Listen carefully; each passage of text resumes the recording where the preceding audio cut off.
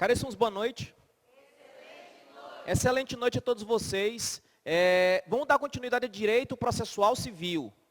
Recursos, disposições gerais, vocês estão bem. Cumprimento de sentença, aspectos gerais, vocês estão bem. Execução, disposições gerais, vocês estão bem.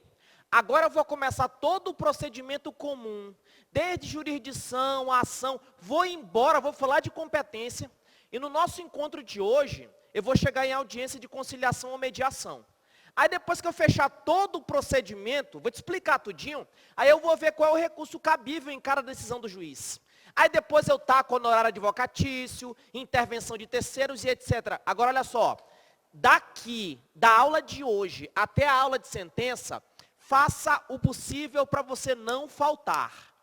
Faça o possível para você não faltar. Porque olha só, quando a gente se perde em direito processual civil, se você faltar uma dessas aulas, filho, vai ficar uma merda pro teu lado. Então, concentra. Primeiro, para a caneta nervosa. Para, olha para mim, vem cá. Eu te prometo que eu não vou apagar até aqui. Eu não vou apagar. O máximo que pode acontecer é eu escrever uma palavrinha ou outra. Eu preciso que você entenda. Vamos fazer a mesma coisa que a gente fez nos outros assuntos. Não vou apagar. Quando der o intervalo, vocês tiram foto ou continuam copiando, beleza? Mas eu quero que vocês entendam. Isso é matéria que faz diferença. Vem cá comigo, vem cá. Olha só, primeiro. Olha só, primeira coisa. Seguindo a nossa pontuação, nosso ponto 4, jurisdição e ação. Jurisdição é uma coisa, ação é outra, competência é outra. Primeira coisa, quando eu falo em jurisdição, o que seria essa jurisdição? Primeiro, a tua mãe tem jurisdição? A polícia exerce jurisdição? Será que o comerciante exerce jurisdição? O que é jurisdição? Pessoal, jurisdição é o poder que o Estado tem de pegar um caso em que ela teve um direito violado e falar bem assim, filha, se o teu direito for violado, vem comigo. Vem que eu resolvo essa parada. E a minha decisão tem força. Só que o Estado ele tem 3 poderes. Ele tem um poder legislativo, o executivo e o judiciário. Essa proteção não é através do legislativo nem do executivo, é através do poder judiciário. Então, quando você tem um direito, e esse teu direito é violado, tu vai até o Estado. E o Estado vai te proteger através de qual poder? Através do poder judiciário. Quando o poder judiciário está te protegendo, está te tutelando dessa violação, é isso que é o exercício da jurisdição. E essa jurisdição, pessoal, ela é exclusiva do Estado. Ou você já ouviu algum juiz privado, particular de direito? Não existe. Tem juiz de futebol que não me interessa. Juiz, tribunal, é do Estado. E essa capacidade que o Estado tem de resolver essas questões, eu dou o nome de jurisdição. Só que a jurisdição que me interessa em processo civil é a jurisdição civil. Porque jurisdição penal não me interessa aqui. Beleza, pessoal? Tranquilaço? Agora, olha só. Para que serve essa jurisdição? E o que ele pode colocar na prova? Ele pode colocar algumas características, alguns princípios, mas eu vou trabalhando conforme vai desenrolando a aula para vocês entenderem. Primeiro, quando eu pego um Estado e falo bem assim, Estado, o meu direito foi violado, dá porrada nele, Estado, faz alguma coisa com ele, o Estado pode punir? Com certeza. Será que a punição é a melhor medida? Será que será que punir é a melhor coisa que eu faço? Não. Se ela tiver em conflito comigo, o Estado vai pegar nós dois e vai falar bem que vamos sentar. Vamos ver se a gente resolve isso na conversa, porque a jurisdição não é simplesmente para chegar a aplicar a sentença, não. A jurisdição, ela serve para o quê? Pacificar, acalmar os ânimos. Agora, se eu não conseguir pacificar através do acordo, filho, aí vai ter que ter sentença. Eu vou aplicar a lei. Então, a jurisdição, ela pode fazer acordo? Ela pode ou não pode? Ela pode chegar contigo e tentar uma solução pacífica? Pode. Só que se não tiver acordo, o que ele vai fazer? Vai aplicar a lei. Tranquilo, pessoal? Me responde o seguinte. O TST tem jurisdição? Tem ou não? Não, está muito fuleiro. Tem ou não tem? Tem. Por que tem? Porque é um órgão do poder judiciário. O juiz do TJ da 10ª Vara Civil, ele tem jurisdição? Tem. Porque é órgão do poder o quê? Judiciário. Se eu perguntasse para ti na prova, o STJ, Superior Tribunal de Justiça, ele tem jurisdição? Tem, porque ele é órgão do quê? Do Poder Judiciário. Todos os órgãos do Poder Judiciário exercem o quê? Jurisdição. Então, quem é que exerce jurisdição? Juízes e tribunais de qual poder? Poder Judiciário. Beleza até aí, pessoal? Tranquilaço? Agora que eu entendi isso contigo, eu quero que você enfie na cabeça. Eu sei quem é que vai te proteger. Quem vai te proteger é o Estado, através do Poder Judiciário, porque é o Poder Judiciário que exerce o quê? Jurisdição. Poder Legislativo exerce jurisdição? De forma típica, não. Nem o Poder Executivo. Porque essa função típica é do Poder Judiciário. Só que você não vai chegar lá com o juiz e falar, e aí, maluco, tá doido? Não é assim. Tem toda uma burocracia. Quando você tem o teu direito e o teu direito foi violado, você vai até o juiz pedir proteção. Só que quando você vai até o juiz, até o tribunal pedir proteção, você está exercendo um direito. E esse direito recebe o nome de direito de ação. Então, olha só. O direito de ação é do Estado ou é da pessoa? É da pessoa. O próprio Estado pode exercer, que a gente vai ver depois. Agora, a pessoa, ela teve um direito violado. Só que por ter o direito violado, eu tenho o direito de pedir proteção para alguém. O nome desse direito de pedir proteção é direito do quê? De ação. Mas tu vai pedir proteção para quem? Para qual poder?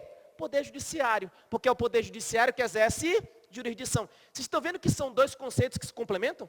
Vocês estão vendo? Então, quando você tem uma situação de dano moral, você pode ir até o Poder Judiciário pedir proteção. Mas você vai até o Poder Judiciário exercer o direito de ação. E quem vai julgar essa tua causa é o Poder Judiciário, porque ele que exerce a jurisdição. Quero falar contigo sobre a ação agora. Primeiro, quando eu falo do direito de ação, sobre livros, pessoal, livros. Livro de processo civil, o pessoal mandou muita mensagem, perguntou pra caramba, livro. Na boa, do fundo do coração, para mim eu acho que vocês não precisam de livro. Nem para nível médio, nível superior, não, tá? Lei seca. Só que como eu sei que lei seca é complicado, eu vou te indicar um livro que é o do Elpidio Donizete. Tem outros, eu não vou indicar outros que são muito extensos, muito densos, vai te tomar muito tempo. O Elpidio Donizete é mais do que suficiente. Primeiro, o Elpidio ele participou da edição do CPC atual. O Elpidio ele tem uns organogramas no final do livro. Ele tem uma linguagem simples, não enrola. Na verdade, ele é até muito. Só que de todos os livros que tem, que eu estou vendo aí, o mais completinho e mais objetivo e sintético é o do Elpidio Donizete. Então, se tu tá na merda de processo civil, tu não sabe nem que vai, tu assiste minha aula e, porra, que porra é essa? Cara, tenta pegar esse livro aí, tá? Então, é o menor custo, é o Elpidio Donizete. Nível médio, nível superior. Não precisa, mas tá dando a dica. Tranquilo até aí? Só que quando tu pegar o livro do Elpidio Donizete, ou outros livros, Daniel Amorim, se tu for maluco, Fred Didier, né? Que tem tarado que fica lendo esse livro para concurso de tribunal. Não, pelo amor de Deus, ave credo. Quando você pegar, os livros normalmente, sobre direito de ação, eles falam 4, 5 folhas, no mínimo. Contam toda uma história, tu não precisa de porra nenhuma disso. O que você precisa saber é o seguinte, essa ação é um direito. Mas eu te pergunto, tu é obrigado a exercer o direito de ação, é uma obrigação ou uma faculdade? Uma faculdade. Você pode estar com o nome sujo no Serasa de forma indevida, tu entra com a ação se você quiser. Então o teu direito de ação, você não é obrigado a exercer, você é uma o quê? Uma faculdade. Então esse direito, ele é disponível ou ele é indisponível? Disponível, você pode dizer, eu não quero entrar e ponto final. Beleza, até aí. Outro ponto importante. O direito de ação, ele é autônomo. O direito de ação, ele é autônomo. Sabe o que isso significa? Significa que quando você exerce o direito de ação, não me interessa se você vai ganhar na sentença ou não. Não me interessa o mérito. Direito de ação é uma coisa. O mérito é outra. É por isso que ele é o quê? Autônomo. Ritsu, eu não entendi. Pessoal, vamos falar uma coisa bem bacana aqui. Vamos falar sobre prostituição. Vamos falar sobre sexo, né? Porque hoje é que dia da semana? Eu não sei que dia da semana. Confessar com vocês, eu estou numa situação que eu não sei diferença. Para mim, o domingo não tem diferença para quarta-feira, não. Para mim, sabe, é a mesma coisa para mim. Eu não vejo mais diferença na minha vida. Eu acho que eu vou morrer assim, que eu não consigo mais. Tem gente que quando chega o sábado, é sábado, né? Domingo. Velho, acabou com isso. Não existe para mim, cara. E quem é concurseiro, praticamente, vocês entendem o que eu estou falando. Você não tem mais essa diferença na tua vida. Agora imagina o seguinte. Você está domingo lá sem fazer nada, pô. Aí, tem muita mulher aqui na sala, né? Então eu vou fazer uma sacanagem aqui com os homens. Então só, tá domingo, moça, você está em casa assim, sozinha, fala, poxa, eu só estudo. Isso é minha vida. Só que, se aquele camarada que eu estou afim dele, se ele me desse atenção, se eu pudesse tudo o que eu quisesse, nossa senhora. Mas eu vou te dizer uma coisa, sabe o que tu pode fazer? Tu pode chegar junto assim do cara e falar, e aí, pode ser ou tá difícil? Né? Pode ser, vai que cola, né, velho? Vai que cola, né? Assim, agora assim, ou então vou te dar uma outra opção. Se você for muito vergonhosa, contrate um advogado, porque regra você precisa de advogado. Contrate um advogado e fala bem assim, ó, seu advogado, entre com uma ação na justiça, eu quero um direito de ação. Entre com uma ação de justiça, eu quero usar o corpo daquele homem por 1 hora e 30 minutos. Você pode ou não pode fazer isso? Fala assim, ó, seu advogado, escute seu advogado. Eu quero usar o corpo daquele rapaz por 1 hora e 30 minutos. 90 minutos, suficiente, acabou. E viveram felizes para sempre. Ele para o canto dele, eu para o meu. Você pode exercer o teu direito de ação para isso? Mas e aí, o juiz vai dar essa porra? Então, é o seguinte, o teu direito de ação depende de tu ganhar esse mérito? Não, então o direito de ação, ele é dependente do mérito ou ele é autônomo? Significa o seguinte, o juiz vai receber e vai rir pra caralho, né? E vai dizer, não, porra, tá de sacanagem. Eu estou dizendo o seguinte, quando você vai até o juiz, você exerce o direito de ação. Se tu vai ganhar ou não, são outros 500. É por isso que o direito de ação, ele é o quê? Autônomo. Beleza, pessoal? Outro ponto importante que eu já conversei com vocês. A ação, ela é composta por 3 elementos. E o macete é a papeca. O pai é o quê? Partes. Porque quando tu exerce o direito de ação, ó, você está lá no domingo sozinha, e tem aquele rapaz. São as 2 partes, você e ele. São as partes. Só que tem o teu pedido. Qual é o teu pedido? 90 minutos de amor. Só que tem a causa de pedir. Por que tu quer 90 minutos de amor? Porque eu estou carente, né? Estou sozinha. Só esse vadimeco não está me servindo, né? Então assim, parte, pedido e causa de pedir. Pessoal, a papeca não são condições, são elementos. Quais são os elementos da ação? Papeca, partes, pedido, causa de pedir. Só que essa ação, inclusive aquela que eu falei para ti do corpo, porque você exerce o direito de ação, só que para essa ação tramitar e chegar lá na sentença de mérito, a tua ação precisa preencher algumas condições. Olha só, não é condição para você buscar o poder judiciário, é condição para que tenha análise de mérito. Porque eu te falei agora há pouco que o direito de ação, ele é autônomo. E quais são as 2 condições da ação? Eu só tenho 2. Legitimidade e interesse. Hudson, o interesse, eu li que ele obedece ao trinômio necessidade, utilidade e adequação. Não surta, velho. Não precisa se aprofundar muito, nem para técnico, nem analista. O que você tem que saber é o seguinte, se caísse na prova, as condições da ação são legitimidade, interesse e possibilidade jurídica do pedido, certo ou errado? Errado, porque não são 3 as condições, são 2, apenas a legitimidade e o interesse. Então, se ele perguntar elementos, papeca, o pai é o quê? Partes, o pé, e o cá? Agora, condições são 2, com a letra L é o quê? E com a letra I? Beleza até aí, pessoal? Como eu já conversei com vocês, quando você exerce o direito de ação, não precisa ser necessariamente uma ação condenatória. Pode ser uma ação meramente o quê? Declaratória. Você pode simplesmente pedir para o juiz declarar a existência ou inexistência de um fato. Beleza. Como eu citei o caso lá daquele time de futebol de... Qual é o ano mesmo que teve o rolo lá com 2 times? Diz que é campeão, entrou na justiça, foi no STF. Qual é o ano? Não sei. Qual que é? Os flamenguistas não querem falar nem com a porra, né, bicho? Tu vê sabe como é que é as porra? Mas não teve uma disputa lá do Flamengo? O Flamengo não queria dinheiro. Ele só queria que dissessem, declarassem que ele era campeão. Eu posso entrar com uma ação meramente declaratória? Posso. Eu posso simplesmente chegar... Oi, amiga. Oi? Top. Pergunta dela. Paternidade. Investigação de paternidade. Quando eu falo em investigação de paternidade, eu estou pedindo para quê? Para o juiz declarar que o pai é pai daquela criança ou não. Beleza? Só que, quando eu falo em investigação de paternidade, tu tem que tomar cuidado com a questão. Porque assim, se eu falar em investigação de paternidade, tu tem que prestar atenção se eu não estou pedindo pensão. Porque se for investigação em pedido de pensão, é uma ação meramente declaratória? Não, ela é declaratória e condenatória. Tem que ter atenção. Beleza até aí, pessoal? Tranquilaço. Oi.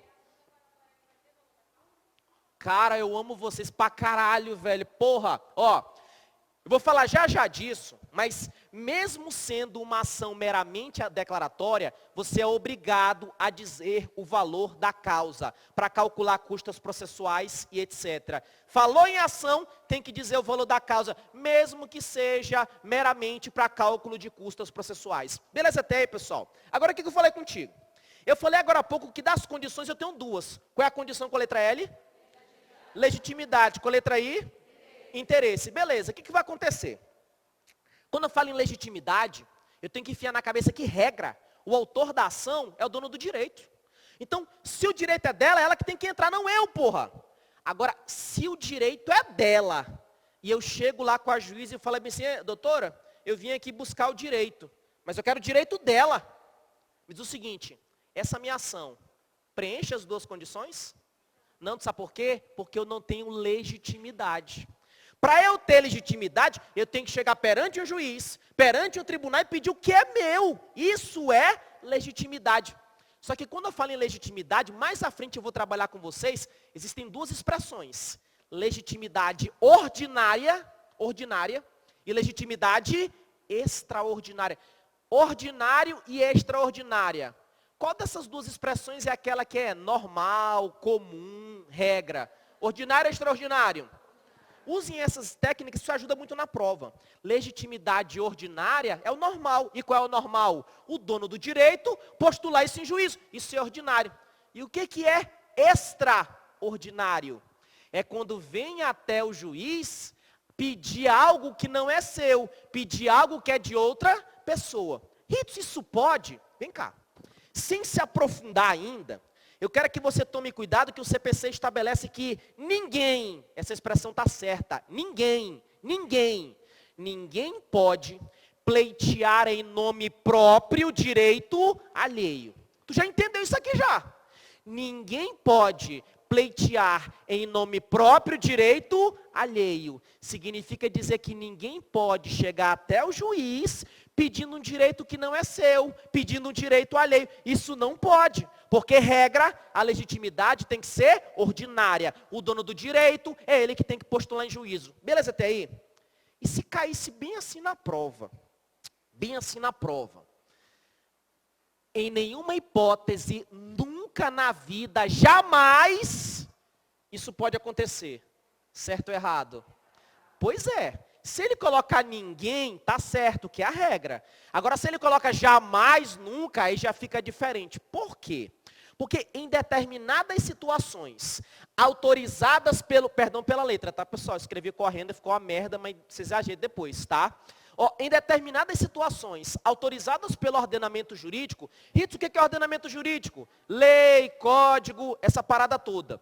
Em determinadas situações, autorizadas, isso aqui é um J, pessoal, não T não, tá? Vocês escreveram, é um J. Em determinadas situações, autorizadas pelo ordenamento jurídico, uma pessoa pode atuar no processo em nome próprio, pleiteando direito alheio. E o nome disso daqui é o quê? Substituição processual. Deixa eu beber água aqui rapidinho. Olha, pessoal, vocês estão entendendo as aulas de direito das pessoas com deficiência? Então, né? Beleza. A próxima aula de direito das pessoas com deficiência, o Robney já vai entrar. Aí depois eu volto depois para complementar, tá? Agora, olha só, em direito das pessoas com deficiência, responde o seguinte. Pessoa com deficiência, a proteção é só pelo Estado ou ela é integral? Você sabe disso, não sabe? É integral. Diz o seguinte, nos processos envolvendo pessoas com deficiência, a participação do Ministério Público é facultativa, certo ou errado? É obrigatória.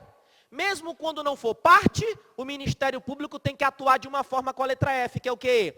Fiscal. Ele tem que atuar e ponto final. Beleza até aí? Agora imagina o seguinte. Imagina que o Ministério Público, ele chega em determinado município e verifica que o município está fazendo as calçadas e não está botando rampa de acesso. Ele verifica que o município está colocando o sinal e não tem aquele botãozinho que o pedestre, né, aperta. Vocês já viram lá que aquela parada tem uns botõezinhos, tem uns pontinhos lá? Ele fala, pô, mas eles não estão colocando. Ele verifica que nos caixas eletrônicos tem o número, mas não tem para você para você tatear e achar os botõezinhos. Não tem. Aí o Ministério Público fala o seguinte, quer saber de uma coisa? Vou entrar na Justiça, Ministério Público autor, pedindo proteção dos direitos das pessoas com deficiência. O promotor de justiça, ele é uma pessoa com deficiência, como regra? Ele não necessariamente. Quando o Ministério Público entra com uma ação para proteger uma pessoa com deficiência, ele não está pedindo direito dele, ele está pedindo direito para outra pessoa, não é? Só que o código diz que, regra, isso não pode. Salvo nos casos autorizados pelo quê? Pelo ordenamento jurídico, como é esse caso. Quando o Ministério Público faz isso com as pessoas com deficiência, com as crianças, com os índios, ele age em nome próprio, mas não defendendo o direito próprio, e sim defendendo o quê? Direito alheio. E qual é o nome disso? Substituição processual. Ritz, o que é substituição processual? É quando tem um autor no processo e esse autor não é dono do direito. Esse autor está agindo em nome próprio, ele é autor, mas defendendo o direito alheio. Tranquilo, pessoal? É o seguinte, como é que é o nome do poder que eu dou para o Poder Judiciário? E por esse poder ele pode aplicar a lei. Qual é o nome desse poder do Poder Judiciário? Jurisdição. Do seguinte, e qual é o nome do direito que as partes têm de procurar o Poder Judiciário para pedir proteção? Direito de ação. O direito de ação, ele é uma obrigação ou é uma faculdade? É uma faculdade. O direito de ação depende do mérito, certo ou errado? É errado porque ele é autônomo. Sem olhar para o quadro, não vai lhe roubar não. O direito de ação tem 3 elementos. Não quero mnemônico, eu quero saber qual é o primeiro elemento. Parte, segundo elemento. Terceiro elemento. Quantas condições ele tem? Duas condições. Qual é a primeira condição? Segunda condição? Só lembrar, com li, nome de chinesa, não tem como errar. Diz o seguinte, eu falei para ti que ninguém pode pleitear em nome próprio direito alheio. E se caísse na prova? Nunca uma pessoa pode pleitear em nome próprio direito alheio, certo ou errado? Errado porque quando o ordenamento jurídico autoriza isso, pode. Mas quando o ordenamento jurídico autoriza isso, tem o nome técnico com 2 palavras. Começa com S e depois o outro começa com a letra P. Qual é o nome disso? Substituição processual. Substituição processual, então, é uma regra ou é exceção? Exceção, porque regra eu pleiteio o que é meu. Entenderam até aí? Beleza, não entendeu para a aula. Fechou até aqui? Agora que você fechou, vamos entrar no procedimento. Daqui a pouco eu vou voltar a falar sobre isso daqui. Quando eu falo em procedimento, eu vou falar sobre a petição inicial. Aí daqui a pouco eu vou falar contigo sobre competência. Está muito alto? Aí é porque, calma aí, tenho que deixar a parada mais longe aqui, tá? E eu estou me policiando para não gritar. Sabe que dia que tu tá louco, azucrinado? É hoje, tá? Eu tô assim, tá? Como se fosse diferente, né? Todo dia eu tô louco assim. Então, ó, nós vamos começar agora falando sobre a petição inicial. Eu vou embora, vou indo. E eu quero que vocês entendam todo o funcionamento. Para quando eu voltar em outros temas, se situar. Primeiro, eu falei agora há pouco para ti que você tem um direito de ação, não é? Só que esse teu direito de ação, pessoal, ele tem que estar materializado num documento. Quando você faz um pedido, você pode pegar o teu pedido de namoro e colocar numa cartinha de amor. Só que a cartinha de amor aqui, ela tem o nome dela é o quê? Petição inicial. Então, petição inicial é o nome do documento solene, é o nome do documento escrito, é o nome do documento assinado, em que nele você exerce o teu direito de ação. E me diz o seguinte, essa petição inicial, tu tem que entregar para um órgão do Poder Judiciário. Você entrega a petição inicial para um juiz ou para um tribunal? Por quê? Porque é o juiz ou o tribunal que tem um bagulhinho com a letra J, que é o quê? Beleza, pessoal. Sobre petição inicial, eu quero que vocês leiam, se organizem. Petição inicial, artigo 319, artigo 300. Tem que ler isso aqui, velho. Tem que ler. O que vai acontecer? Quando eu falo em petição inicial, eu vou ter as fases do processo. Já eu volto aqui. Quais são as fases? Primeiro, segundo a doutrina, tem uma fase chamada fase postulatória. Essa fase postulatória é uma fase inicial, em que ambas as partes vão falar. O autor vai entrar com a petição inicial. Após ele entrar com a petição inicial, isso é uma das principais alterações do CPC, vai ser marcada uma audiência de conciliação ou mediação. Se não tiver acordo, eu dou oportunidade para o réu se manifestar. Só que o réu assenta na letra E, tá? Não é na letra R não, foi mal, tá, pessoal? Ficou meio um topete assim, mas então o que vai acontecer? Essa fase eu dou o nome de fase postulatória. Após o autor entrar com a ação, ter essa audiência, o réu se manifestar, aí vai vir a fase saneadora, em que o juiz vai ver se tem alguma coisa para consertar ou não, e vai adotar as providências preliminares. E em seguida, a fase instrutória, que é aquela em que o juiz vai analisar as provas. E responde o seguinte: as testemunhas serão ouvidas numa audiência de instrução e julgamento. A audiência de instrução e julgamento, em que eu tenho depoimento pessoal, interrogatório, oitiva de testemunhas, em que eu vou ouvir perito. Essa audiência de instrução e julgamento, ela é na fase postulatória, saneadora ou instrutória? Instrutória, porque é aqui que eu analiso provas. Então, postulatória, as partes vão falar. Saneadora, eu vou tentar consertar o que tem que consertar. Instrutória, eu analiso as provas. Está faltando o quê? Está faltando só a decisão. Aqui eu profiro sentença. Só que quando o juiz profere a decisão, essa decisão tem que ser cumprida, não tem? Só que para você cumprir, você tem que saber qual é o valor, com juros e correção monetária. Se o valor não tiver definido, eu vou passar para uma fase que é chamada fase do quê? Liquidação. A fase de liquidação é aquela fase para definir o valor. Assim que eu definir o valor, eu vou chegar contigo e falar, pague. Se vocês errarem, eu vou ficar puto. Quantos dias você tem para pagar? Olha a fuleiragem, porra, cumprimento de sentença. Quantos dias você tem para pagar? 15. Agora, quer ver como é que tu lembra? 15. Sobre pena de multa de quantos por cento? Caralho, velho, misturou ato atentatório à dignidade da justiça. Você tem 15 dias, sob pena de multa de 10%, mais honorários advocatícios de... Pessoal, revisa que se acumular dá merda, pô, revisa. Aproveita que tem pouca coisa, revisa. Você não tem 15 dias, mas olha só, a gente não estudou isso daí, só que a gente estudou o quê? Em cumprimento de sentença. Só que eu também estudei contigo o quê? Execução. Qual é a diferença? A diferença é o seguinte, se eu definir o valor, e eu estou diante de um título executivo judicial, com a letra J de jumento. O título executivo judicial vai pelo cumprimento de sentença ou execução? Cumprimento de sentença, porque se for cheque e outras coisas que são extrajudiciais, é o quê? Execução. Este aqui é o trâmite. Então, observa só. O processo, ele começa aqui e ele vai se desenrolando, ou seja, ele tem um caminho. O caminho desse processo recebe o nome de procedimento ou rito. Você já deve ter ouvido falar aquela expressão rito. Né? Rito. Rito ou procedimento é o caminho que o processo vai ter.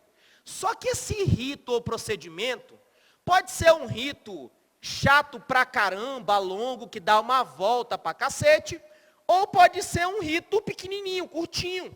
E quando eu falo em rito, eu quero que você entenda que no processo civil acabou o rito sumário. Não existe mais. Se vier na prova, o rito sumário é minha caetana. Porque hoje, no processo civil, todas as causas vão tramitar pelo procedimento comum. Então, hoje, o caminho é o mesmo para todas as causas, salvo os casos previstos no próprio CPC ou na lei, como é o caso da Lei 9.099. E também a Lei do Juizado Especial Federal. Porque, olha só, se tu tiver não tem aquelas pequenas causas, quando você tem uma causa do Juizado Especial que é pequenas causas, ela não vai pelo caminho longo, ela vai pelo caminho curto. E diz o seguinte, isso pode? Pode. Porque o CPC fala o seguinte, Todas as causas pelo procedimento comum, salvo aqueles casos previstos no CPC ou previsto onde? Em lei. E o juizado especial não tem a lei 9.099? E se perguntar na prova, rito sumário existe? Morreu. Regra, o rito é o quê? Comum. Só que vai acontecer o seguinte, o próprio CPC, ele traz procedimentos especiais. O próprio CPC, ele fala sobre o processo de execução, ele fala. Então o que vai acontecer? Quando estiver diante de um procedimento especial, você vai usar as regras do procedimento especial. Porque quem está falando isso? O CPC. Quem fala isso é a lei. Vamos dizer o seguinte, e se você tiver um procedimento especial, e nesse procedimento especial faltar uma regra, faltar um prazo, faltar uma providência, e aí o que eu faço? Aí eu busco de forma subsidiária no procedimento comum. Ritson, tá uma merda na minha cabeça. Preste atenção numa coisa. O que eu vou estudar contigo de processo civil agora, estas regras, é o procedimento o quê? Comum. Eu não vou estudar contigo o procedimento especial. Por que eu vou estudar o procedimento comum? Porque todas as causas, elas vão seguir o procedimento o quê? Comum. Só que algumas, elas não vão pelas regras do procedimento comum, elas têm regras próprias do seu trâmite. Então, estas causas, com previsão em lei ou no CPC, vão seguir o seu trâmite. Só que, se eu olhar as regras delas, como é o caso do procedimento especial e execução, e faltar alguma coisa, o que eu faço? Eu procuro onde? Eu procuro no procedimento comum. Então, para elas, eu uso o procedimento comum de forma o quê? Subsidiária. Beleza até aí, pessoal? O que eles podem perguntar aqui na prova? Rito sumário. E rito sumário você sabe que morreu. E se perguntasse na prova? O rito dos juizados especiais deixou de existir após a edição da regra que fala que todas as causas tramitam pelo procedimento comum. Deixou de existir? Não, porque aqui, ó, filho, aqui, ó, é exceção. Beleza até aí, pessoal? Tranquilaço? Eu falei para ti o seguinte, oi? Oi? Pode ter sim, tá? A pergunta dela foi sobre a audiência una.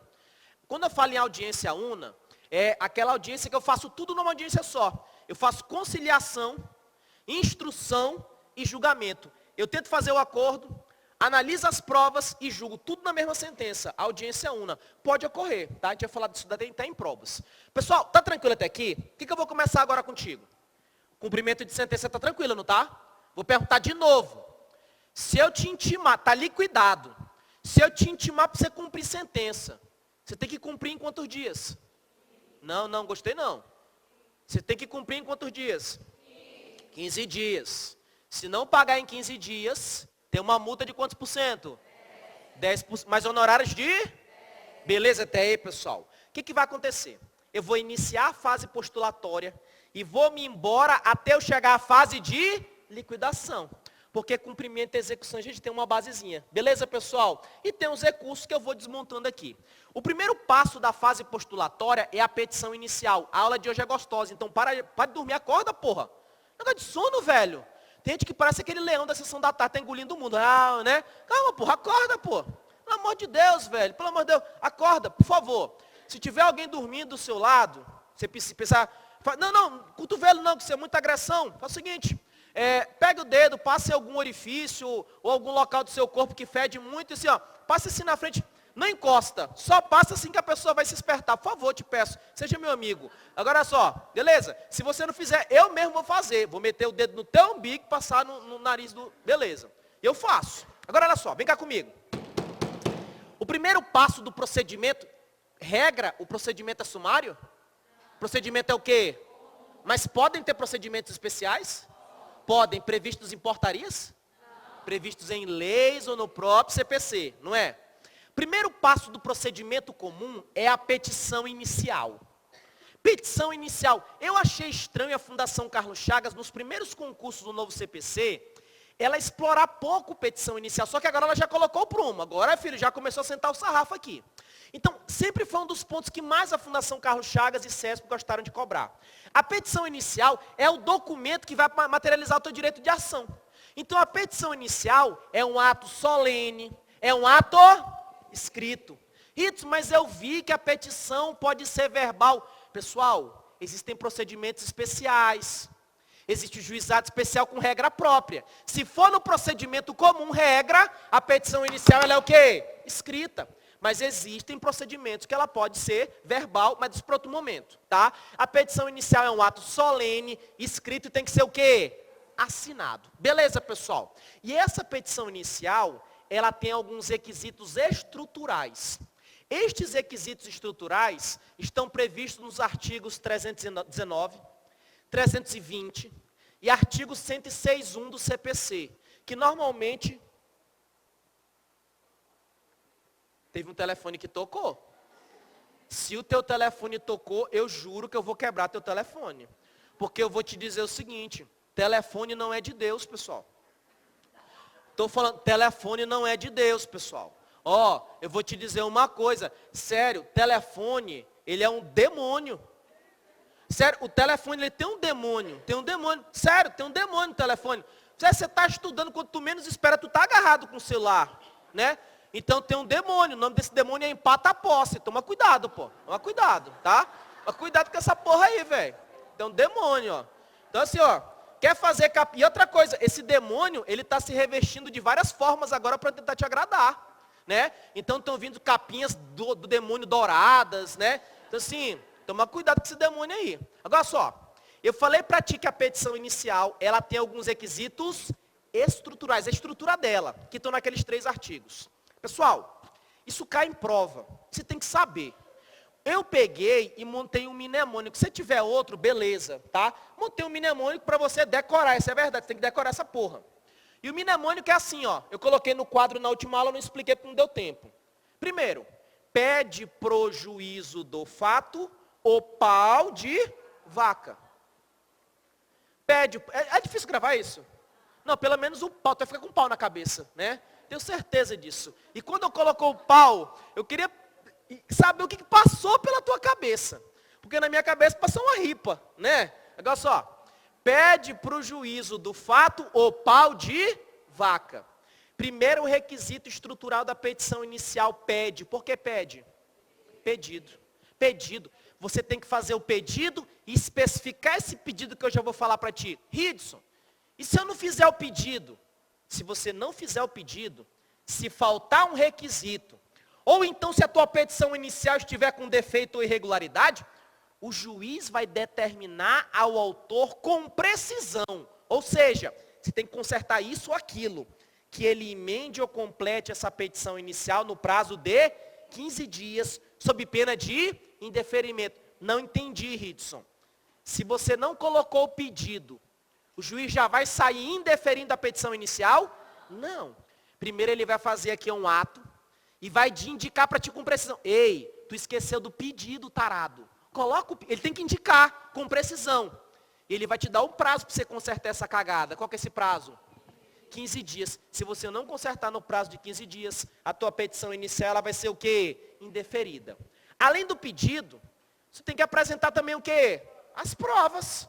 Apresenta as provas, você tem que especificar as provas. Porque olha só, nesse momento aqui, tu vai ouvir testemunha? Não, mas tu vai dizer ao seu juiz, o meu rol de testemunhas é A, B e C. Eu quero apresentar a prova documental. É por isso que tem gente aqui na sala que está fazendo faculdade de Direito, e tem gente que é formada em Direito, e já fez petição, e quem já pegou petição sabe que no finalzinho está escrito bem assim, copia e cola, né? Protesto provar o alegado por todos os meios permitidos em direito. Sabe para quê? É porque tu está falando bem assim para o juiz. Ó, seu juiz, eu quero utilizar tudo quanto é tipo de prova que a lei autoriza. E você está fazendo isso com isso aqui. Além de fazer o pedido, você tem que especificar o quê? As provas. Mas tu faz um pedido para a tua avó? Não. Porque a tua avó não exerce jurisdição, não é? Você faz um pedido para a tua mãe? Não, nem para a tua sogra. Você faz um pedido para quem? Para o juízo. Por que você tem que indicar o juízo? Porque é o juízo que tem um negócio com a letra J, que é o quê? Jurisdição. Observa, eu falei juiz? Eu falei o quê? Juízo. Porque a tua petição inicial pode ir para um juiz ou para um com a letra T? Tribunal. Você pode entrar com uma ação rescisória. Você não pode apresentar uma petição inicial de ação rescisória? E essa petição inicial não pode ir para um tribunal? É por isso que o certo, e o CPC ele acertou isso, é você indicar o juízo. Pede, que requisito é esse? Pedido. Isso aqui é o quê? Juízo. O que é o do? Documentos indispensáveis à propositura da ação. Quando eu falo em documentos indispensáveis, eu vou estudar contigo mais à frente, que quando você apresenta a petição inicial, tem que contratar um advogado. Só que o advogado, filho, ele não está defendendo o direito dele, está defendendo o direito que é teu. Por conta disso, você tem que passar uma procuração. Essa procuração é um documento indispensável à propositura da ação. Além dos documentos indispensáveis, fato e fundamento jurídico do pedido. Prestem atenção. Eu falei artigo de lei, eu falei provar o teor da lei, eu falei fato e fundamento jurídico do pedido. Qual é a causa? Por quê? Qual é o motivo? O que aconteceu? Como é que está rolando a parada? Eu tenho que saber isso daqui. E o fato e o fundamento jurídico do pedido também são requisitos estruturais. Cuidado para a prova. Se eles colocarem na prova, a indicação do dispositivo legal é requisito da petição inicial. Errado. Isso não está escrito aqui. Hidson, então quer dizer que na petição inicial eu não preciso indicar artigo de lei? Não. Porque todo juiz é obrigado a conhecer a Constituição Federal e as leis federais. Tem exceção? Tem, mas eu não vou falar agora, tudo no seu tempo. Por hora eu quero que você grave fato e fundamento jurídico do pedido. Próximo requisito estrutural, OPAUD. Que palavra é essa aqui com OP? Opção. Teve uma prova de concurso, sabe o que a banca fez? Em vez de opção, ela colocou outra palavra. E ela queria a alternativa incorreta. E era exatamente isso. Então, se caísse bem assim na prova, na petição inicial, o autor vai decidir se ele quer audiência de conciliação ou mediação ou não. Ele não decide. Aqui não está escrito decisão. Aqui está dizendo o quê? Opção. Na petição inicial ele vai dizer bem assim, seu juiz, eu quero audiência de conciliação ou mediação. Seu juiz, eu não quero, porque não é ele que decide. Porque eu tenho duas partes, autor e réu. Se o autor falar que não quer, mas o réu falar que quer, vai ter audiência. Porque para não ter audiência, os dois têm que falar que não quer. Então ele não decide caceta nenhuma, ele só faz a opção. E no último aqui de cima, vaca. O que é vaca? Valor da causa. Nossa colega perguntou agora há pouco. Na ação declaratória, eu tenho que indicar o valor da causa? Tem. Por quê? Porque é um requisito o quê? Estrutural. Independentemente da ação, é requisito. Então, quais os requisitos estruturais da petição inicial? Primeira parte. Esse pede é o quê? Pedido. Esse daqui é o quê? Provas. O próximo? Juízo. Quero ver acertar esse teu arrombado. Documentos indispensáveis à propositura da ação. Acertar esse também tu é arrombado. O que é isso aqui? Fato e fundamento jurídico do pedido. Aí o tarado começa a causa de pedir próxima, causa de pedir remota. Olha as provas de tribunal de processo civil e vê se isso cai toda hora. Dá uma olhada. Então vamos focar aqui. OPAUD, o que é OP? Pela realização ou não do quê? Audiência de conciliação ou mediação. Isso aqui é o quê? Valor da causa. Se caísse na prova, as causas meramente declaratórias não precisam indicar o valor da causa, certo ou errado? É errado, tem que indicar. Beleza até aí, pessoal. Só que além desses requisitos, na petição inicial tem outros, que é o NPEP, ou então NOPEP, não sei como é que você grava, CPF e e-mail do doutor. N, o nome. Na petição inicial, você vai indicar o nome e pré-nome das partes. Como assim, Ridson, nome e pré-nome? Vocês já viram quando a gente ia preencher um formulário, eles colocam lá, assine seu nome completo? Não precisa. Porque se eu chegar contigo e te perguntar qual é o teu nome, tu tem que dizer o teu nome completo. O meu nome é Ridson Lucas de Carvalho. Esse é meu nome. Porque Ridson não é meu nome. Ridson é o meu pré-nome. Ridson, por que eu tenho que indicar nome e pré-nome? É porque tem muita gente que é conhecida pelo seu apelido, por aquele nomezinho. Então eu tenho que indicar tanto o nome quanto o prenome de ambas as partes. Além do nome e do prenome, eu tenho que indicar o teu estado civil. Como assim? Se você é solteiro, se você é casado, se você vive numa união estável, qual é a tua situação? Rito, mas ninguém tem nada a ver com a minha vida, não. Agora eu tenho que falar as coisas para o seu juiz? Tá doido, é? Vou dizer essa porra não. É pelo seguinte, pessoal. Regra. Um cônjuge não necessita do consentimento do outro para propor ação. Salvo se for DRI. O que é DRI? Direito Real Imobiliário. Tem uma paradinha do casamento lá, de separação absoluta de bens, mas não interessa aqui nesse momento, tá? Então, o que vai acontecer? Existem situações que um pode depender, né? Por conta disso que você tem que indicar o quê? O estado civil. Além do estado civil, você tem que indicar o quê com a letra P? Se tu é prostituta ou não, tem que indicar o quê? A tua profissão. Também tem que indicar o teu CPF, se for pessoa jurídica, o CNPJ. O teu endereço eletrônico. E também o teu domicílio ou residência.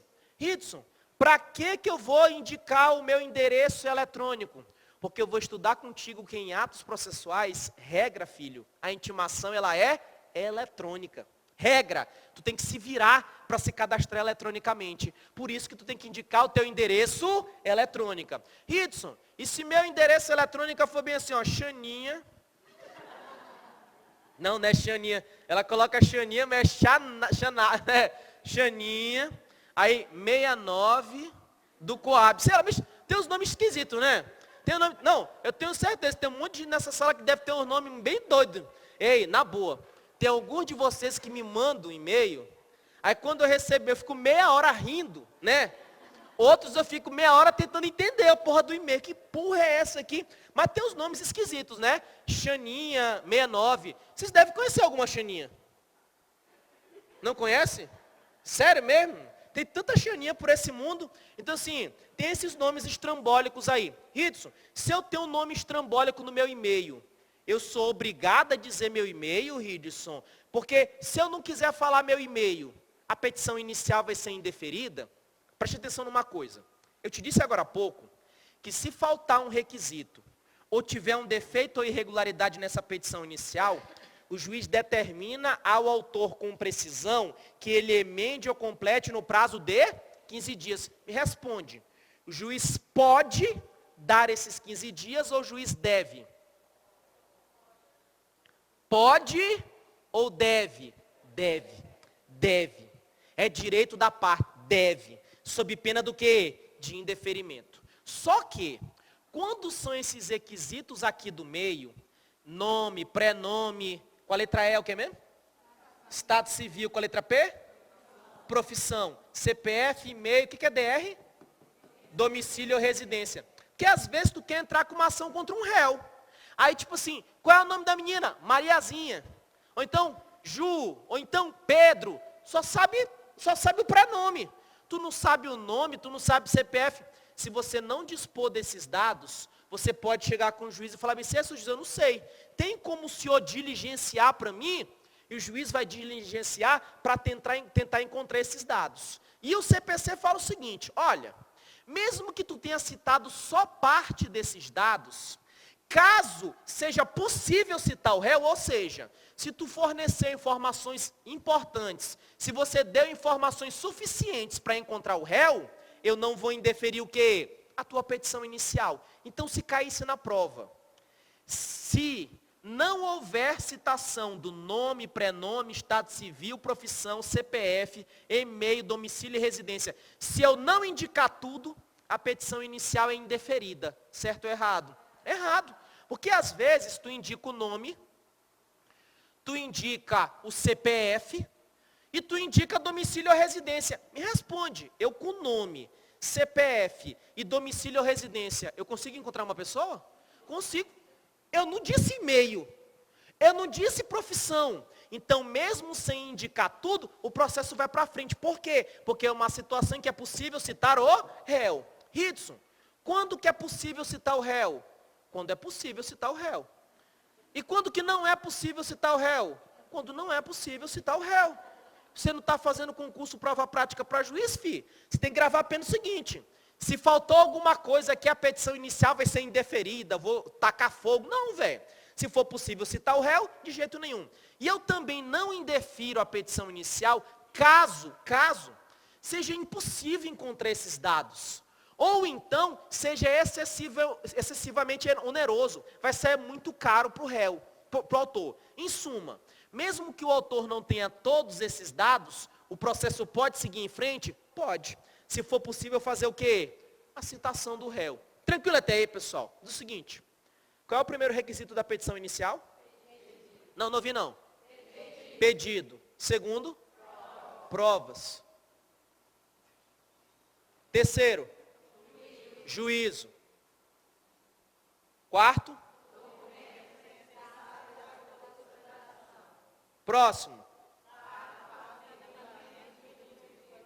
Próximo. Próximo. Valor da causa. Rito, tu não falou que tu ia pagar para pagar essa porra? Eu não prometi que ia correr nu. Não prometi. Tá? Esse N é do quê? Nome.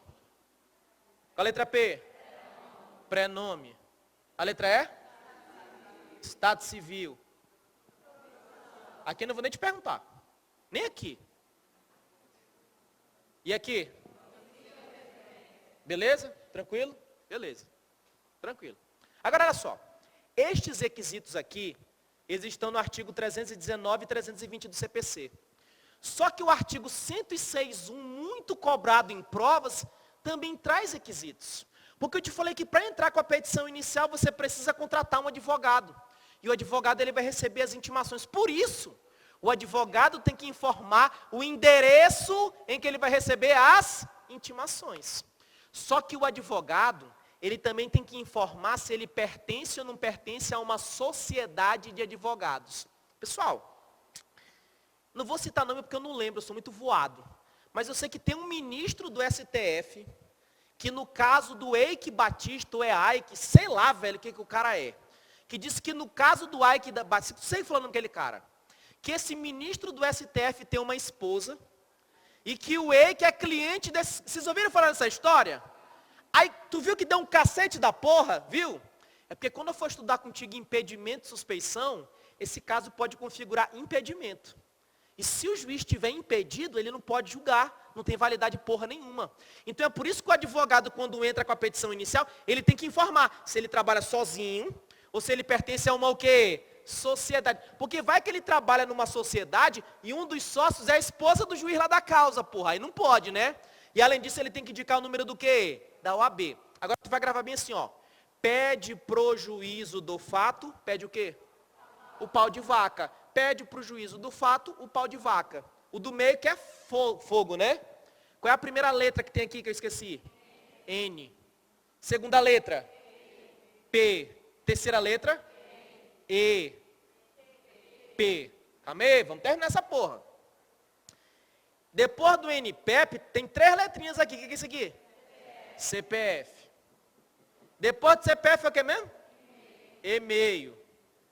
Tem quantas letras aqui mesmo? Quais são as 2 letras? DR. O que significa isso? Domicílio ou residência. Qual que é o macete aqui em cima? Começa Calma aí, vai devagar, porra, que eu escrevo devagar. Pede pro... Calma aí, pro o quê? Pro juiz? Juízo. Juízo o quê? Calma, pede pro juízo do quê? Fato, pede o quê? O pau não sai da tua cabeça, né? Pois é. Beleza? Tranquilo. É difícil gravar isso aqui? Eu só quero que você tome cuidado com o seguinte. Tu viu que eu dividi em 3 partes? Essa parte do meio, eu te expliquei essa paradinha que não sei de tudo. E essa terceira parte eu quero que você tome cuidado. Por quê? Se o advogado não informar o endereço em que ele vai receber as intimações, se ele não informar, o juiz vai fazer o seguinte: ei filho, tu tem que informar. E o juiz vai dar um prazo. E esse prazo não é de 15 dias, esse prazo é do quê? 5 dias. Toma muito cuidado com isso. Então se ele cobra na prova, a petição inicial, está faltando um requisito, e o juiz tem que mandar emendar ou completar. Qual é o prazo para emendar ou completar? 15 dias. Só que se for falta de endereço do advogado, o prazo não é 15, o prazo é o quê? Beleza até aí, pessoal? Fechou? Tranquilo isso daqui? Tá contigo. Agora eu vou dizer uma coisa, não revisou? Esqueceu. Na hora de revisar, tem muita gente com dificuldade. Você tem 2 formas para revisar.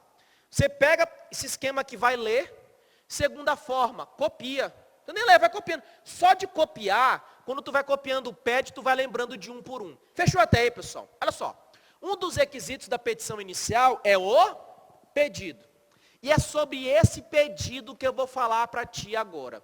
O pedido segundo o CPC tem que ser certo.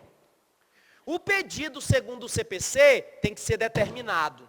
Eu estou te falando que o pedido tem que ser certo e determinado. Então, se ele colocar na prova, o pedido tem que ser certo ou determinado, está errado. Beleza, pessoal? Primeiro, o que é pedido certo? Pedido certo é aquele que você indica o gênero. Olha, eu falo isso porque é uma coisa que acontece, pessoal. E uma das coisas que mais eu não gosto, que mais eu odeio, é pessoa indecisa.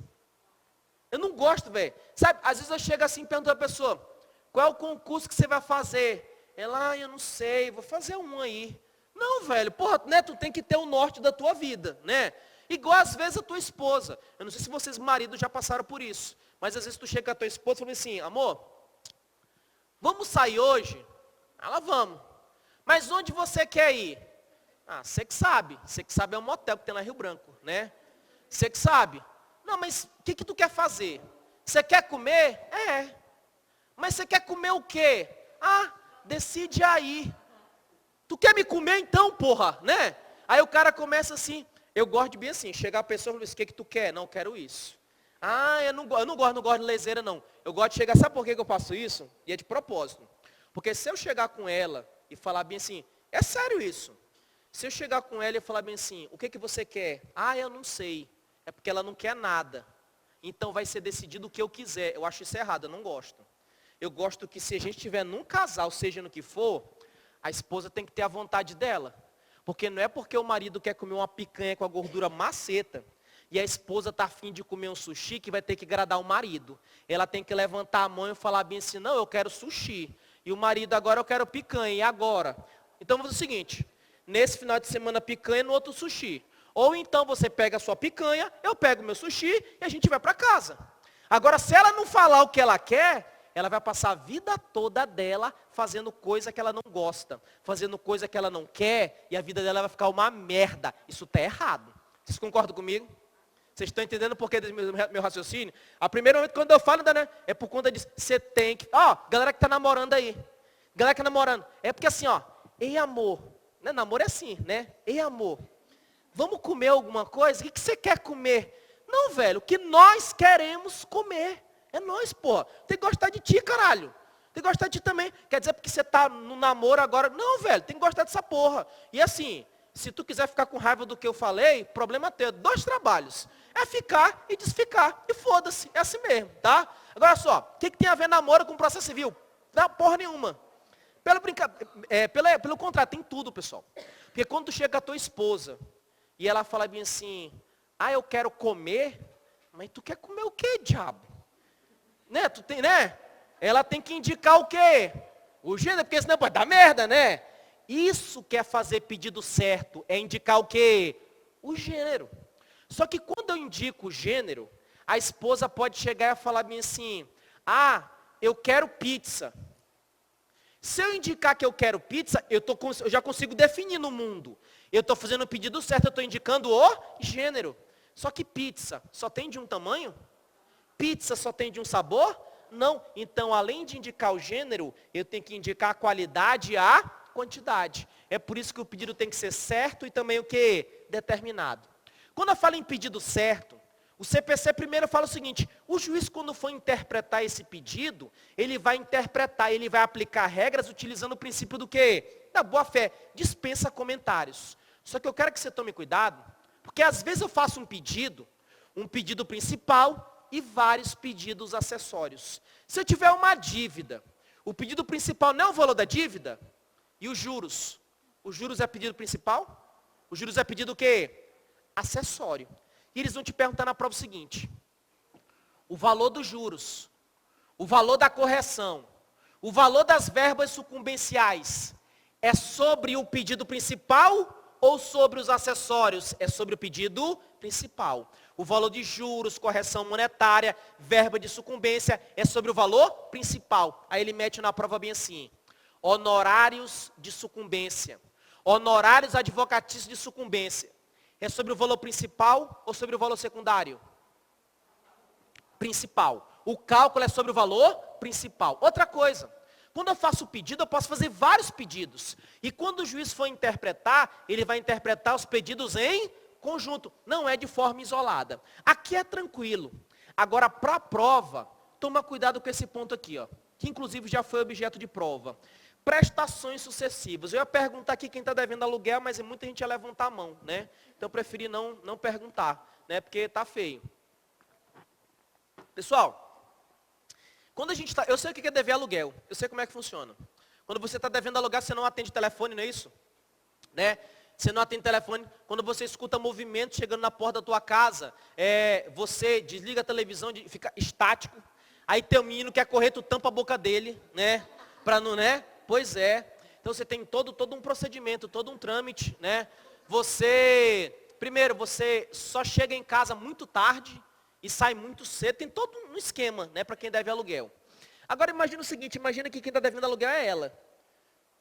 Tu não tem cara de quem está devendo aluguel, não. Tem cara que está devendo. Aluguel não, tá? Olha só. Tá aqui. Imagina que eu tenho um imóvel e eu alugo minha amiga aqui. Eu alugo. Ela paga o primeiro mês, segundo mês na marra, terceiro mês ela fala que vai dar metade e depois vai dar o resto, né?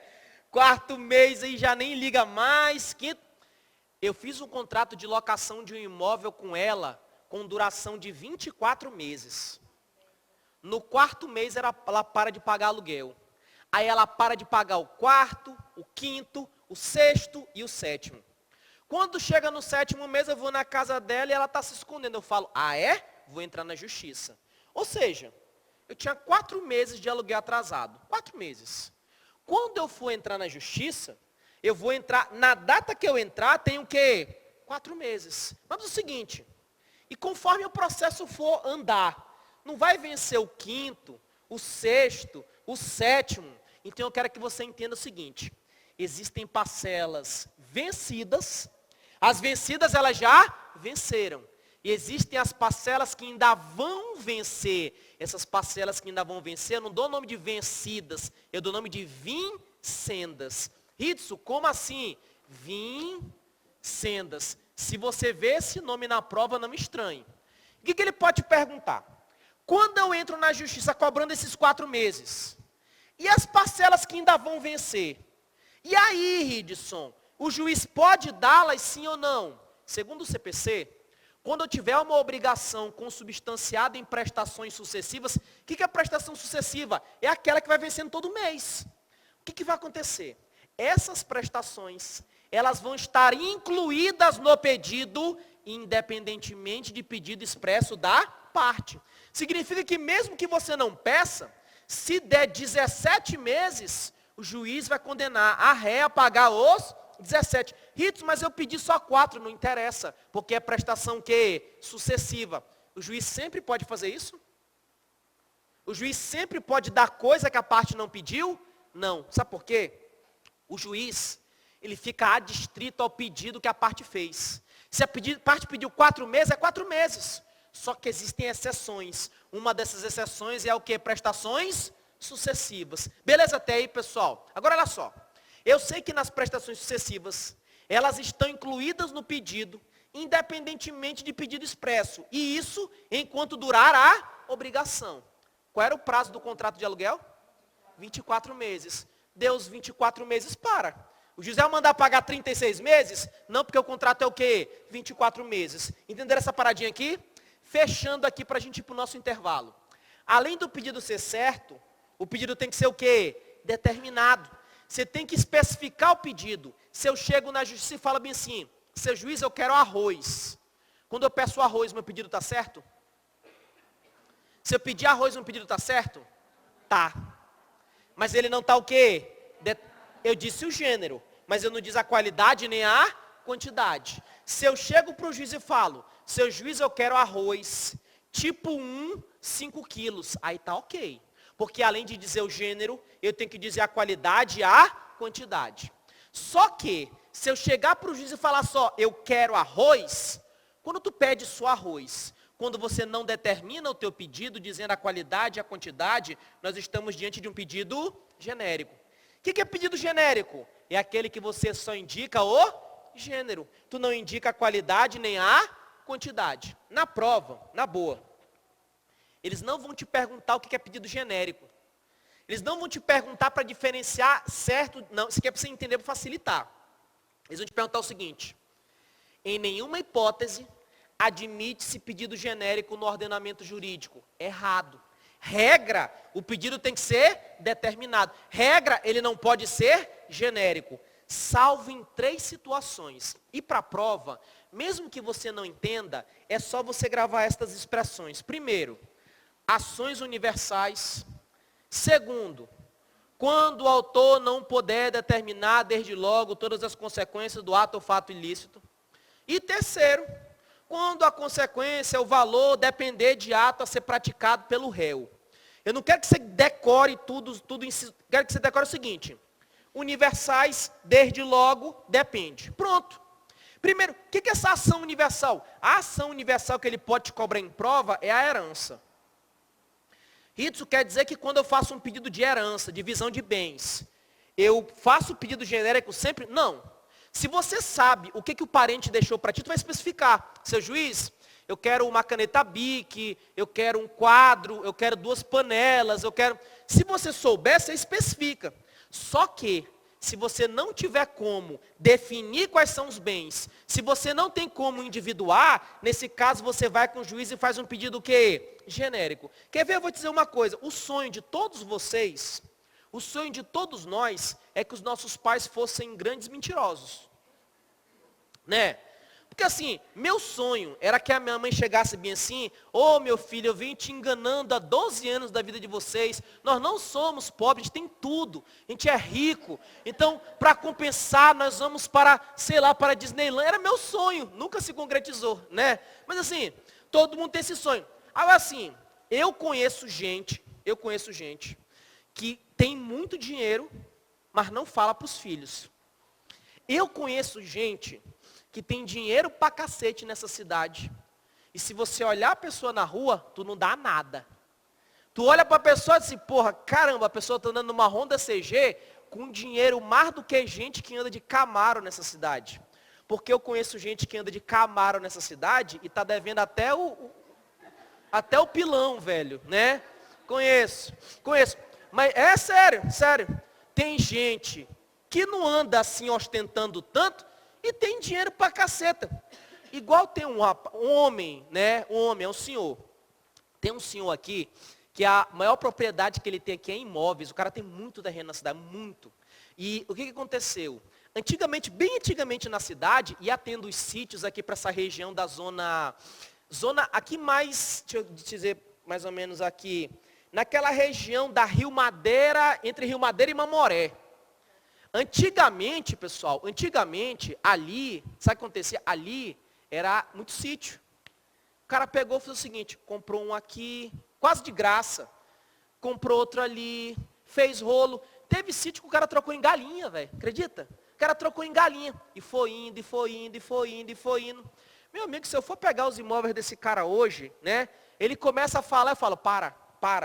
Mas é um cara que tu olha para ele e não dá nada. Ele anda com uma blusa que... Assim, ele tem uma... Cara, vou dedurar o cara, velho. O cara, ele, tipo assim, ele tem uma barriga bonita, né? Não é bonita era minha mesmo quando eu estava no TRT. Mas assim, ele tem aquele bucho de grávida magra, nem? Tem aquela... Né? Não tem? Tem só aquele buchinho, não tem? Ele tem aquele buchinho. E ele tem um costume que ele usa a calça aqui embaixo. Aí ele usa uma blusa assim de botão e fica uma varanda aqui, velho, no bucho dele. Cara, eu acho muito feio aquilo, é muito feio. Aí eu chego com ele e falo, eu tenho liberdade com ele. Eu falei: pô, quando você tem um umbigo aí, velho, né? É muito feio. Mas ele estava conversando comigo. Ele falou assim: ó, Ridson, pô, tem um monte. Começou a estava conversando e tal. Eu falei: porra, velho, tu quer me adotar não, bicho? Né? Cara, tem um monte de coisa. Perguntei para ele: teus filhos sabem? Aí ele falou: não, Ridson, eles sabem de alguns. Aí eu falei assim: e se teus filhos morrerem? Teus filhos não, diabo. Se tu morrer. E se tu morrer, velho? Como é que vai acontecer? Ele falou: não, se eu morrer, tu pode contar para os meus filhos. Eu falei: eu vou contar o caralho, eu vou ficar com tudo para mim, bicho. Ele: não, tu não vai fazer um negócio desse porque está documentado e não sei o que, e tarará, aquela parada toda. Ou seja, o cara tem bem pra caramba, mas ele não fala pro filho. Mas é o seguinte, imagina que é vocês 3 aqui, ó. Tu não. É vocês 3. Imagina que ele é pai de vocês 3. Aí, de repente, ele falece. Aí a minha amiga fala bem assim, eu quero ir na justiça pedir herança. Ela sabe o que o pai deixou? Ela não sabe. Então ela vai chegar para um juiz e falar bem assim, seu juiz, eu quero herança.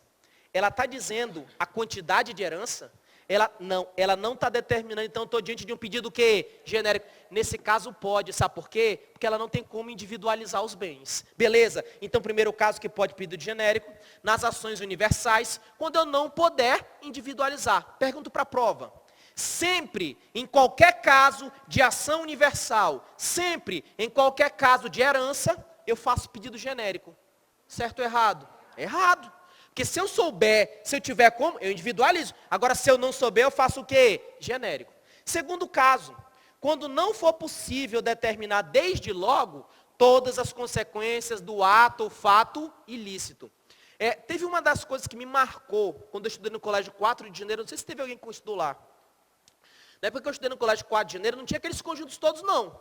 Eu lembro que era tudo mato em volta, aí passava o igarapé lá atrás, que eles tinham passado um trator, aí a gente ia para lá, a gente ia lá pescar, lá atrás, né? A gente ia pegar lá peixe, etc e tal. Mas assim, eu comecei a brigar no colégio 4 de janeiro. Eu virei gangueiro mesmo aqui no Belvedere, mas eu comecei a brigar lá. Porque, velho, na boa, ou tu brigava ou tu morria. Porque assim, no meu primeiro dia, eu cheguei asmático, fui estudar no colégio 4 de janeiro, no primeiro dia. Cheguei, segunda série.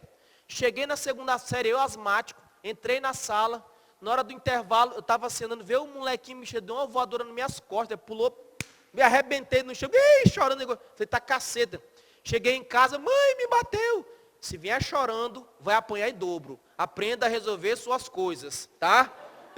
Eu falei, tá bom, deixa comigo. Tive que aprender a brigar. Aí teve um dia que eu tava saindo na taca, velho, com esse mesmo moleque. Que eu virei marginal também naquela porra, velho. Pô, apanhar, né? Mamãe deu autorização, o pau cantava, meu amigo. Tava saindo na taca, aquela porra toda. Só que eu que tava dando voadora nas costas dele. Aí eu dei as voadoras na costa dele, aí lá vinha a supervisora, nem sei se ainda tem hoje. Idson, vem cá, não sei o quê. Olha só, parece um marginalzinho. Aprende uma coisa. Aí juntou nós dois e falou o seguinte, não pode bater na coluna. Porque se você bater na coluna... Sério, velho. Tô te falando, velho. Eu nunca esqueço disso. Tô te falando. Sério. Parece aquele cara do UFC lá, né, velho? É muito doido. Não pode bater na coluna, que se bater na coluna, aleja. Ela falou desse jeito. Aí eu pensei assim, então eu posso bater na costela, né? Mas assim... Aí eu fiquei pensando, caramba, o pau continuou cantando, tá? A briga comeu solta. E acontece o seguinte, eu parei para pensar, calma aí. O que aconteceu com esse menino que eu bati nele? Porque na hora, a gente brigou, né? Tomei porrada pra caramba também. Ele tomou umas porradas também. Ele foi para casa, eu fiquei pensando, será que ele ficou aleijado por minha causa? Ou seja, quando eu estava na segunda série, eu pratiquei um ato. Tinha como eu determinar todas as consequências do meu ato na vida daquele moleque naquele momento? Não. Porque às vezes a gente faz uma coisa hoje que vai gerar consequência mais à frente. Não é isso? Beleza. É exatamente isso que o CPC fala. Ele fala que se não tiver como eu determinar agora todas as consequências para o futuro, eu posso fazer um pedido genérico, como é o caso do pedido de tratamento médico. Como assim? Se você chegar para o juiz e falar bem assim, seu juiz, eu quero tratamento médico. Você está dizendo quantas sessões de fisioterapia? Você não está dizendo, você está fazendo, pode, porque nesse caso você não pode determinar. E se você tiver como determinar? Você vai fazer pedido genérico? Não. Vocês estão entendendo, né? Se eu colocar na prova, sempre tratamento médico é genérico? Não. E finalizando, quando o valor depender de ato a ser praticado pelo réu. E aqui vai entrar os juros. Se eu chegar para o juiz e pedir, seu juiz, eu quero juros, ponto. Eu não estou dizendo quanto de juros, quantos reais. Eu não estou falando, só que eu posso, pelo seguinte, se você tiver uma dívida comigo hoje, você vai entrar com uma ação hoje, pedindo juros até hoje, não é? E que dia que tu vai pagar? Não sei. Então, o valor dos juros total, final, vai depender do dia em que tu vai pagar. Então, depende de você. Então, nesse caso, eu posso pedir de forma genérica o quê? Juros. Se cair na prova, vocês destroem. Esquece o quadro, olha para mim. Vem cá. Já vou liberar vocês para o intervalo, tá? No intervalo, o que eu vou fazer? Vou te dar 2 minutos para você tirar a foto aqui. Eu não vou apagar isso aqui que eu não falei, tá? Aí depois, 2 minutos, eu vou apagar e vou escrever lá. Mas o seguinte, primeiro, o direito de ação, ele tem 3 elementos. Quais são os 3 elementos? Partes, pedido, caso de pedido. Não olha no quadro. Eu tenho 2 ou 3 condições? 2. Qual é a primeira condição? Legitimidade. Segunda condição? Regra, o dono do direito é que tem que estar em juízo, não é? Beleza. Só que quando uma pessoa pleiteia em nome próprio direito alheio, se isso for autorizado pelo ordenamento jurídico, tem um nome técnico com a letra S, qual que é? Substituição processual. Pergunto para ti, o procedimento sumário no processo civil é até quantos salários mínimos? Não tem, acabou, porque o procedimento hoje ele é comum. Quando eu falo em procedimento comum, ele tem um início, vai tramitando até o fim. E o início dele é quando tu entra com a tua petição inicial. A petição inicial pode ser escrita ou verbal, regra, certo ou errado? Errado, ela tem que ser o quê? Escrita. Nas ações meramente declaratórias, não há necessidade de valor da causa, certo ou errado? Se você esquecer qualquer requisito da petição inicial, isso gera indeferimento da petição inicial, certo ou errado? Tem uns que estão no meio, não olha para o quadro, porra. Tem uns que estão no meio, que se você não indicar todos, o juiz não indefere. Se for possível, incitar o réu. Qual é o primeiro aqui com a letra N? Nome. Qual é o segundo com a letra P? Prenome. Qual a letra E? Estado civil. A outra letra P? Aí tem 3 coisas. Qual é a primeira? CPF ou, que está em cima? CNPJ. Também tem que indicar o e-mail. Qual é o outro que tem 2 letras? Domicílio ou residência. Regra, se faltar um requisito na tua petição inicial, o juiz vai te dar quantos dias para você emendar ou completar? 15 dias. Mas se faltar endereço para o advogado ser intimado, o prazo não é 15, o prazo é o quê? 5 dias. No seguinte, o pedido pode ser certo ou determinado, certo ou errado? Errado. Regra, os juros e demais combinações legais podem incidir tanto no pedido principal quanto no acessório, certo ou errado? Errado. Os pedidos devem ser interpretados de forma isolada, certo ou errado? É em conjunto. Regra, o pedido genérico é aceito em qualquer situação. Errado, porque ele é só como exceção. Quero que vocês enfiem na cabeça o seguinte, isso aqui não é fácil. Isso aqui, filho, não é igual aquelas matérias gostosas que você pega, às vezes, da 8.112, Não, isso aqui não é fácil. Mas o que vai fazer diferença na tua prova? É isso aqui. Então, tiver com sono, vá lá, pegue uma seringa, injete café na veia e volte daqui a 10 minutos.